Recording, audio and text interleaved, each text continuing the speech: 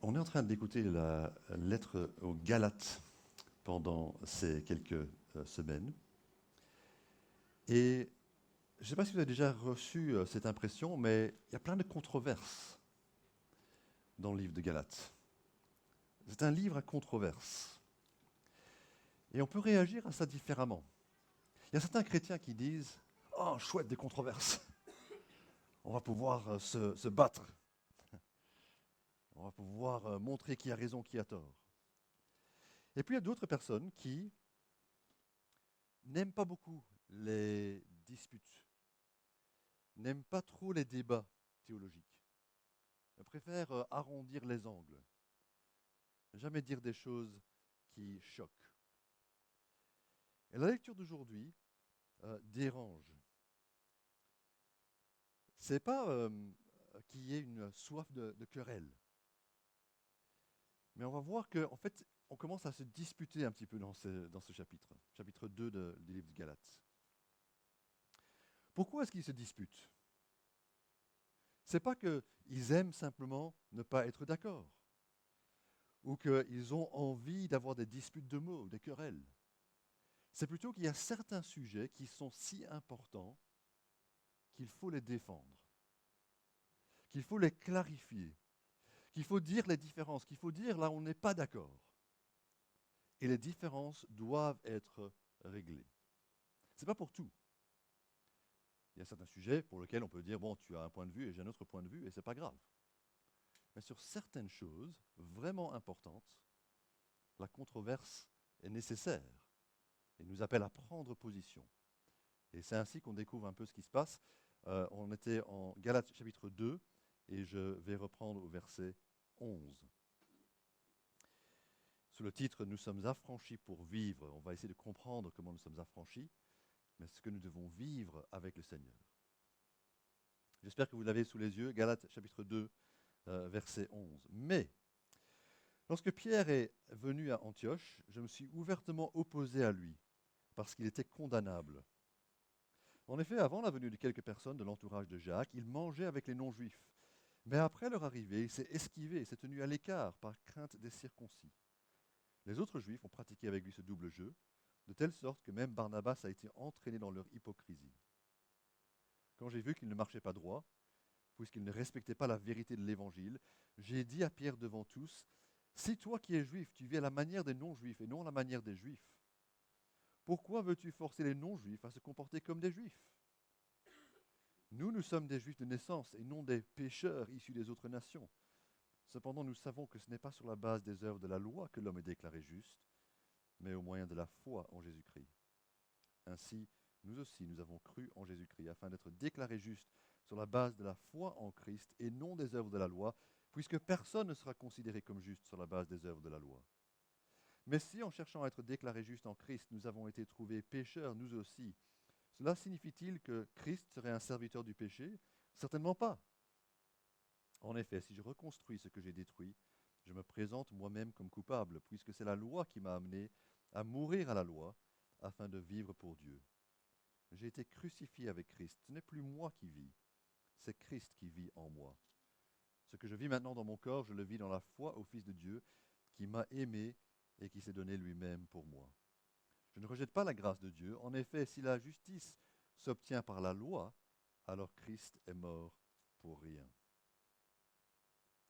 La semaine passée, nous avons entendu, ou vous avez entendu, que tout se passait bien à Jérusalem. Paul était allé là, et c'était en fait pour se présenter aux uns et aux autres qui étaient les disciples, l'Église à Jérusalem. Et Paul se présente au verset 2 en disant qu'il voulait présenter l'Évangile. Il leur a présenté l'Évangile qu'il prêche parmi les non-juifs. Je leur ai exposé ça. On voit aussi que, verset 7, ils ont vu que l'Évangile m'avait été confié. Donc tout se passait bien. Paul prêchait l'Évangile et eux ont dit oui, tu prêches l'Évangile. La main d'association lui avait été donnée. C'est-à-dire ils avaient dit on est d'accord avec toi. Paul, ton message est le même que notre message. C'est le message de Christ, le message qui sauve, le vrai Évangile. Et quand ils ont dit oui, en fait il y a juste une chose, on voudrait aussi que tu t'occupes des pauvres, il a dit oui, tout à fait, je suis tout à fait d'accord. Donc jusque-là, à Jérusalem, tout se passait bien. Ça va? Mais ici, on est à Antioche, dans une autre ville, et là, on découvre une opposition qui commence entre Paul et Pierre, qui étaient d'accord jusque-là. Ils commencent à utiliser des mots comme condamnable, hypocrisie, et ne marchez pas droit. C'est quand même fort d'entendre ces mots, n'est-ce pas? Pourquoi est-ce qu'il est en train d'utiliser ces mots? Parce que, il révèle, verset 14, il ne respectait pas la vérité de l'Évangile. On va essayer de comprendre pourquoi, ou comment il ne respectait pas la vérité de l'Évangile. Mais on comprend tout de suite à travers ces mots que c'est quelque chose de grave. Ce n'est pas quelque chose de superficiel. C'est quelque chose de grave qui est en train de se passer là, avec Pierre, pour qu'il soit condamnable. Et il entraînait d'autres personnes avec lui, Barnabas et d'autres aussi. Alors quelle est cette question qui divise?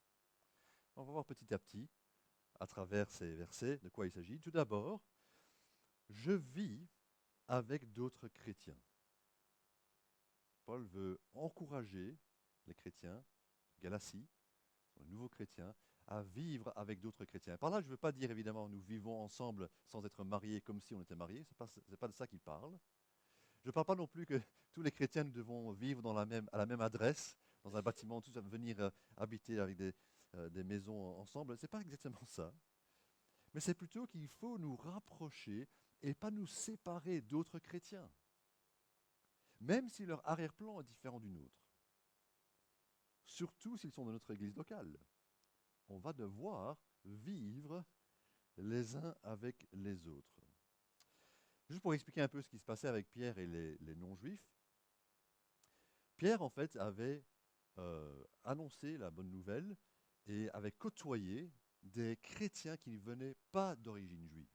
Lui était juif, mais il se mélangeait aux chrétiens non-juifs d'origine. Il mangeait avec eux. Dieu lui avait instruit, Jésus lui avait montré qu'il ne devait pas appeler impur ce que Dieu avait appelé pur. Donc il pouvait manger du porc ou des choses comme ça. Il pouvait manger en compagnie de personnes qui n'étaient pas juifs comme lui était juif. Mais après, verset 12, il y a eu l'arrivée d'autres personnes. Des personnes qui sont venues de Jérusalem, de là où Jacques était pasteur, et donc qui étaient juifs d'origine, et qui étaient probablement encore assez stricts dans leur façon de vivre. Et là, Pierre a hésité. Il a dit, je sens un peu mal à l'aise, alors je me retire des chrétiens non juifs et de leur nourriture, et je vais plutôt manger à part avec ceux qui sont juifs comme moi. Et donc il mangeait séparément. Et là, c'est quelque chose qui est tout à fait compréhensible quand on comprend son arrière-plan. Quand vous êtes né juif, un homme juif, un garçon juif circoncis, après 8 jours de vie, il apprend qu'il est différent des autres. Les juifs doivent être séparés des autres. On ne mange pas les mêmes choses, on ne mange pas ensemble, on ne se mélange pas avec les autres nations. Pierre avait été éduqué avec ça. Barnabas et les autres devaient être affranchis de tout cela, mais il y avait encore quelque chose qui restait. Ils n'ont pas compris qu'ils étaient profondément et de manière permanente maintenant unis aux chrétiens non juifs, aux chrétiens venus d'ailleurs. Parce qu'ils voulaient la faveur des chrétiens juifs, ils se séparaient de leurs frères. Vous savez que parfois dans la vie, il y a des symptômes qu'on a dans notre corps et on ne sait pas exactement si c'est grave ou pas. Et certains symptômes ne sont pas tellement graves. Vous allez chez le médecin, vous avez une toux, et il vous ausculte et puis il dit en fait vous avez un rhume. C'est pas grave. Mais pareillement, vous pouvez avoir parfois des symptômes qui ne semblent pas tellement gênants. Vous venez, vous dites voilà j'ai une toux, je tousse un petit peu, et il décèle que vous avez en fait le cancer du poumon. C'est extrêmement grave. Donc ici, ce qu'on doit essayer de découvrir, c'est ça ne semble pas tellement grave, qu'ils ne mangent pas ensemble, ils vont manger avec d'autres, ils se mettent un peu à part pour manger. Mais ce qui est vraiment grave derrière, c'est quoi en fait? c'est que la vérité de l'Évangile, verset 14, unit des gens de différents arrière-plans. Et c'est quelque chose que nous devons apprendre à vivre ici à LifePoint. Le mot d'ordre, en quelque sorte, va être pas de favoritisme. Quel que soit ton arrière-plan, que tu sois américain, africain, européen, australien, du moment que tu parles français, même si tu ne parles pas bien français, du moment que tu parles français, que tu aimes Jésus, tu seras le bienvenu. Il n'y aura pas de favoris, pas de favoritisme. Mais en fait, Paul remarque qu'il y avait ce favoritisme qui était entré dans le cœur de Pierre, de Simon-Pierre. Et donc, quand il l'interpelle, verset 14, il lui dit, toi, qui es juif, et il va l'offenser, en fait, il va offenser tout le monde. Il dit, tu vis à la manière des non-juifs, et non à la manière des juifs. Pourquoi veux-tu forcer les non-juifs à se comporter comme des juifs? Vous imaginez qu'il était offensé par ça. Les juifs entendaient que Pierre était en train de vivre comme les non-juifs. Et les non-juifs entendaient que Pierre était en train de les forcer à vivre de manière juive. Alors tout le monde était un peu offensé par cette remarque de Paul. Mais Paul a osé dire cela parce qu'il était censé être affranchi pour vivre avec tous les chrétiens et pas juste avec certains chrétiens. Mais deuxièmement, nous voyons ici qu'ils sont affranchis, nous sommes affranchis pour vivre la justification. Je vis parce que je suis justifié. C'est le prochain point. Je vis parce que je suis justifié. Il entre au verset 15 vraiment dans la mentalité juive. Regardez verset 15. Nous sommes des juifs de naissance et non des pécheurs issus des autres nations. C'est comme ça qu'ils pensaient les juifs, n'est-ce pas? Et il y avait dès leur naissance, dans toute leur éducation, dans toute leur vie, une séparation très claire et nette entre les juifs d'un côté et les non-juifs de l'autre côté. Et tous les non-juifs, de quelques horizons qu'ils soient, de toutes les nations, c'était les mêmes. Et tous les juifs de la diaspora juive, ils étaient tous les mêmes aussi, ils étaient considérés comme à part. Et la séparation claire montrait que pour les juifs, c'était la loi qui comptait, la loi de Dieu, la loi de Moïse, avec la circoncision bien sûr au départ pour les garçons, mais aussi le sabbat pour tout le monde, on s'arrêtait le samedi, on ne travaillait pas le samedi. La nourriture, il fallait manger certaines choses, ne pas manger d'autres choses. C'était visible. Ils avaient leur coiffure qui était différente, leur façon de s'habiller qui était différente. On voyait qui était juif, n'est-ce pas? Et puis il y a aussi, tout au long de la semaine, on était en train de préparer le samedi pour qu'on ne travaille pas le samedi, qu'on ait à manger. Mais il y avait aussi durant l'année, il y avait des fêtes particulières pendant l'année où on devait se rendre à Jérusalem. Donc il y avait quand même ces aspects de congés, de fêtes qui étaient dans le rythme de l'année. Donc c'est depuis la naissance, c'est tout au long de la vie, c'est tout au long de la semaine, dans tous les domaines de la vie, on est juif ou on n'est pas. Et la loi de Dieu non seulement imposait ces choses-là, mais imposait aussi de ne pas mentir, de ne pas prendre le nom de Dieu à la légère, de ne pas commettre de l'adultère, de ne pas voler, etc., etc. Mais ce n'est pas sur la base de ces œuvres d'obéissance que l'homme est considéré comme juste ou déclaré juste, dit verset 16. En fait, Paul, c'est un aspect clé de la bonne nouvelle. C'est tellement important qu'au verset 16, il le dit 3 fois. Nous savons que ce n'est pas sur la base des œuvres de la loi que l'homme est déclaré juste, premièrement, mais au moyen de la foi en Jésus-Christ. Ainsi, nous aussi, nous avons cru en Jésus-Christ afin d'être déclarés justes sur la base de la foi en Christ et non des œuvres de la loi. Et puis une troisième fois, puisque personne ne sera considéré comme juste sur la base des œuvres de la loi. Il le dit 3 fois pour qu'on puisse bien comprendre, bien saisir cela. Nous sommes libres de la loi dans notre recherche de notre justification. C'est une question importante pour nous, cette question de justification, parce que, au final, comment est-ce qu'on peut se sentir juste? Comment savoir qu'on est une bonne personne aujourd'hui?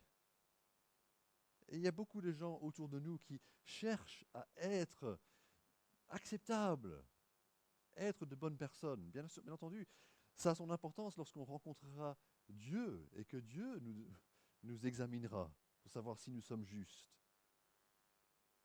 Mais souvent, quand on pose la question, est-ce que tu es une bonne personne? La réponse que les gens donnent, c'est ah, mais je n'ai jamais ça ou ça ou ça. Ou j'ai toujours, ah, j'ai toujours fait le bien que je devais faire. C'est pas vrai, évidemment. Mais c'est ce que les gens disent. Je n'ai jamais ou j'ai toujours. Mais c'est toujours une façon de dire moi je suis juste, parce que moi j'ai fait quelque chose ou je n'ai pas fait quelque chose pour que je reste juste devant Dieu. Mais ce n'est pas comme ça que ça marche. Le seul qui puisse nous rendre justes, c'est Christ. Et c'est par notre union à Christ, comme il va l'expliquer tout à l'heure, que nous pouvons être justes. Et donc au verset 17, il explique le changement qui a eu lieu. En cherchant à être déclarés justes en Christ, nous qui étions juifs du côté des juifs, pensant que nous étions acceptables à Dieu, nous nous trouvons en fait du côté des non-juifs, parce que nous nous trouvons pécheurs, exclus du royaume de Dieu. La loi de Dieu ne me sauve pas, en fait elle ne sauve personne, mais je reconnais cela et je me retrouve du côté des non-juifs. Nous avons été trouvés pécheurs, inadéquats, inacceptables, pas qualifiés pour le royaume de Dieu, pas acceptables par Dieu tels que nous sommes, avec tous nos péchés et toutes les fois où nous avons désobéi à Dieu. Alors est-ce que ça veut dire que Jésus va promouvoir le péché? Qui va dire, ah mais c'est pas grave, hein, vous faites ce que vous voulez. Personne n'est parfait, donc voilà, c'est pas grave. Moi, de toute façon, je vous accepte tel que vous êtes, c'est pas grave. Est-ce qu'il y a du favoritisme qui a changé de camp? Au lieu d'être favoritisme envers les Juifs, maintenant c'est le favoritisme envers les pécheurs. Non, absolument pas. Ce n'est pas ça. Je ne peux pas vivre dans le péché. Ma vie est différente. Et Paul est particulièrement conscient de cela. La nécessité de ne pas reconstruire la loi. Parce que si on reconstruit la loi et on reconstruit cette séparation, en fait, on se retrouve du mauvais côté, condamné par la loi de Dieu et pas acceptable par Dieu. Nous sommes pécheurs et la loi le dit très clairement, nous sommes pécheurs et nous sommes incapables de nous sauver. Alors mes amis, nous ne devons plus compter sur nos œuvres pour notre statut devant Dieu. C'est important, bien sûr, au début de la foi chrétienne, de la vie chrétienne, de ne plus compter sur nos bonnes œuvres. Nous ne sommes pas justifiés à cause des bonnes œuvres. Mais c'est important aussi quand nous avançons dans la vie chrétienne, que nous ne commençons pas à dire « Ah, mais je suis quand même quelqu'un de bien ». Il y a des bonnes raisons de faire le bien, mais ça ne peut pas être pour se sentir juste, meilleur que les autres, acceptable à Dieu. Et le principe est celui-ci. Je vis parce que je suis justifié. Vous voyez? Je vis la vie chrétienne parce que je suis justifié et pas pour être justifié. Tu lis la Bible, tu pries, tu vas à l'église, tu essayes d'aimer ton prochain, tu essayes de parler de Jésus aux autres, c'est très bien. Mais tu le fais parce que tu es justifié et pas pour que Dieu t'accepte sur la base de ce que tu as fait. Alors le plus beau est à la fin. Troisièmement, je vis par la foi au Fils de Dieu. Il y a un avant et un après dans la vie chrétienne. Avant, c'était ce qu'on peut appeler le vieil homme, mon ancien moi, mon ancienne façon de vivre, mon ancienne nature qui dominait. Maintenant, je suis un homme nouveau. L'ancien moi a été crucifié avec Christ. C'est fini l'ancien moi. Ce n'est plus moi qui conduis, qui fait ce que je veux avec mon temps, avec ma vie, avec mes relations, avec mon travail, avec mon avenir. Non, c'est fini. L'ancien moi. Maintenant, c'est le Seigneur Jésus qui vit. Et non, peut-être que quelqu'un de votre entourage qui vous a connu avant votre conversion, avant que vous ayez donné votre vie à Christ, va dire, mais où est-il? Ce gars-là qui venait boire avec nous à nos fêtes, qui était toujours là pour mettre l'ambiance, qui était ivre-mort, mais il est où? Tu peux dire, ben, il est mort. Ou quelqu'un pourrait dire, mais où est-elle, cette femme qui draguait et qui changeait souvent de partenaire? Ben, elle est morte. Elle ne vit plus. Cette personne n'existe plus. Vous voyez, le christianisme, ce n'est pas juste une option philosophique. Que quand vous devez choisir à l'école, vous êtes dans quel cours de religion, à quelle religion est-ce que vous vous intéressez? Ce n'est pas ça. Le christianisme, c'est un changement total de vie, de mort et de vie. Jésus a dit, si quelqu'un veut être mon disciple, quoi? Qu'il lise la Bible? Si quelqu'un veut être mon disciple, il doit venir à l'église? Non. Si quelqu'un veut être mon disciple, Jésus a dit, qu'il renonce à lui-même, qu'il se charge de sa croix et qu'il me suive. C'est un fameux engagement. Et peut-être que tu es là en train de dire, en fait, c'est un plus grand engagement que je ne pensais, ce christianisme. Moi, je pensais que c'était juste, voilà, ce qu'on fait du dimanche matin. Si je viens à l'église ou pas, si j'ai envie, etc. Mais non. Jésus veut toute ta vie et il veut que tu meurs.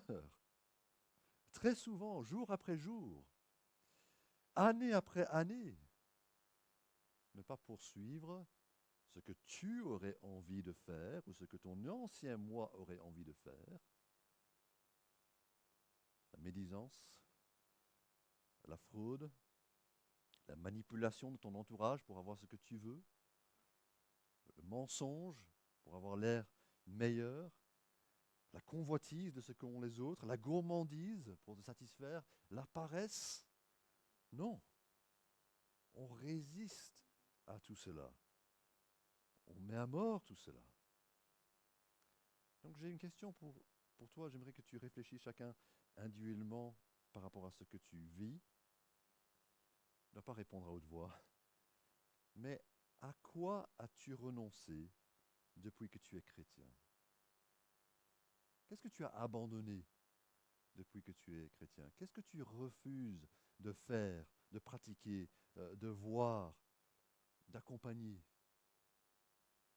Et si tu me dis rien, je n'ai renoncé à rien, je vais dire, ben, tu as probablement pas saisi en fait ce que Dieu demande de toi. Tu n'as pas saisi ce que c'est vraiment de suivre Jésus. Mais il y a une vie à vivre. La bonne nouvelle, c'est que oui, nous mettons à mort notre ancienne nature, notre ancien moi. Ce n'est plus lui qui vit, mais ce n'est pas qu'on n'a plus de vie. On pourrait craindre ça, n'est-ce pas, que de dire, voilà, maintenant, voilà, ma vie est terminée, je reste chez moi et je ne fais plus rien. Non. Paul enchaîne en disant, la vie que je vis dans mon corps, c'est une vie corporelle, c'est une vraie vie, une vie présente, je vis par la foi. Le vieil homme est crucifié, mais le nouvel homme est vivant. Et donc je vis à présent. Je ne reste pas chez moi simplement en attendant que Jésus revienne ou que je meure et que Jésus revienne. J'ai une vie à vivre. Nous avons une vie à vivre par la foi en qui? Tout simplement en la foi au Fils de Dieu qui m'a aimé. Verset 20. Ce verset est tellement important qu'on a fait une petite carte, qu'on puisse retenir cela. Et aujourd'hui, vous pouvez vous servir de cela, c'est gratuit. Prenez ça chez vous, mettez ça sur votre miroir ou sur votre frigo. Quelque part, vous allez le voir souvent. Dans votre Bible, c'est pour vous rappeler cette vérité. Nous vivons par la foi ou dans la foi au Fils de Dieu. J'ai un problème avec ceux qui parlent simplement de valeurs, de droiture, de pratiques chrétiennes, même de foi en Dieu et qui ne parlent jamais de Jésus. Parce que notre foi est en Jésus. C'est lui que nous aimons, n'est-ce pas? Vous savez, il y a des gens qui étaient très droits et très pratiquants et très religieux, et ils s'appelaient les pharisiens. Et eux, ils n'aimaient pas Jésus. Ce qui démarque les chrétiens des pharisiens, c'est que nous aimons Jésus, nous le reconnaissons comme le Fils de Dieu qui doit régner dans notre vie. et de dire, en fait, finalement, je ne peux pas vivre sans Jésus. Parce que j'ai saisi que lui m'a tellement aimé, et vous a tellement aimé, il s'est donné lui-même pour nous. C'est ça, en fait, qui nous unit, n'est-ce pas? Qu'est-ce qu'on a en commun? Peut-être qu'on ne regarde pas les mêmes films, ou on n'aime pas la même musique, ou on n'a pas la même nationalité. Mais qu'est-ce qui nous unit? C'est que nous sommes tous pécheurs à la base, nous sommes tous justifiés par sa grâce, et nous sommes tous aimés par le Sauveur Jésus. Quelle bienveillance à notre égard, qu'il aime des gens comme nous, mais il nous aime. Nous avons tous reçu de sa plénitude, et grâce sur grâce, dit Jean dans son évangile, chapitre 1, verset 16. Quand Paul écrit par rapport à sa foi chrétienne, il ne se met pas en avant. Il ne dit pas, la vie que je vis dans la foi au Fils de Dieu, que j'ai aimé et pour qui je me suis donné. Il dit non, il m'a aimé, il s'est donné pour moi. C'est Christ qui est au centre. Et la grâce, en fait, nous amène à être très humble devant lui et très petit devant lui et à reconnaître qu'il est plus grand que tout et bien sûr plus grand que tout. Ce qu'il a fait pour nous est beaucoup plus que ce que nous avons fait pour lui. C'est une grâce. Alors on arrive au verset 21, et je ne rejette pas la grâce de Dieu. En effet, si la justice s'obtient par la loi, alors Christ est mort pour rien. Tout simplement, il n'est pas possible d'être juste par nos bonnes œuvres, par nos efforts. Personne n'est juste. Sinon, s'il y avait quelques personnes qui, par leur obéissance, arrivaient à plaire à Dieu, ben, Dieu n'aurait pas envoyé Jésus et mourir à la croix. Il aurait dû juste dire, voilà, je vous accepte, vous êtes juste. Il y aurait des gens qui seraient acceptables à Dieu, ben, il les sauverait eux. Mais parce que personne n'est acceptable par Dieu et que personne ne peut être justifié par la loi, il fallait un autre moyen et Dieu a pourvu ce moyen. Le seul moyen, c'est que Jésus paye à notre place. Et c'est ce qu'il a fait. Alors nous avons entendu des vérités aujourd'hui qui divisent. Mais ce sont des vérités sur lesquelles il faut insister parce qu'elles sont tellement importantes. Nous sommes affranchis pour vivre avec d'autres chrétiens, avec tous les autres chrétiens qui vivent par la même grâce de nous. Nous n'avons pas à nous séparer les uns des autres en disant « ouais, on n'est pas comme eux ». Non. Nous ne sommes pas meilleurs que les autres chrétiens. Nous sommes les mêmes. Et donc nous sommes unis. Nous avons entendu aussi que c'est parce que nous sommes justifiés que nous vivons. C'est par notre foi en Christ que nous sommes justifiés. Et nous voulons tenir ferme dans cette justification. Mais troisièmement, nous avons entendu que nous vivons en mettant Christ au centre de notre vie. Est-ce que c'est lourd ça? Ah, maintenant je dois vivre pour Christ, je dois mettre à mort le péché, je dois vivre pour Christ. Non. Est-ce que c'est pénible ça? Non. C'est la grâce. Ça veut dire que c'est un cadeau extraordinaire et on doit en profiter. Alors profitons-en. Je vais prier pour nous.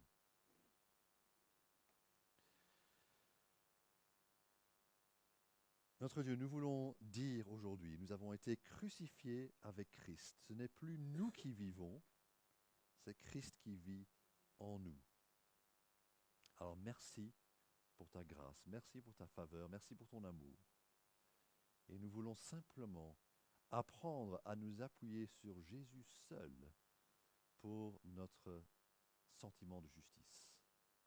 Toi qui nous as déclarés justes en Christ, te remercions que tu nous acceptes en Christ et nous te prions, Seigneur, que rien ne nous éloigne de lui, que jamais nous n'ayons une pensée que « Ah, j'ai bien fait, je suis meilleur que les autres, je suis acceptable parce que j'ai obéi, je suis fidèle, je suis bon ». Mais plutôt que nous ayons la joie simplement de savoir que nous sommes crucifiés et ressuscités. Et dans cette joie, Seigneur, donne-nous de la persévérance, donne-nous de continuer notre lutte contre le péché et donne-nous de l'amour pour les frères et sœurs qui sont sauvés, au même titre que nous, par la grâce de Christ. Amen.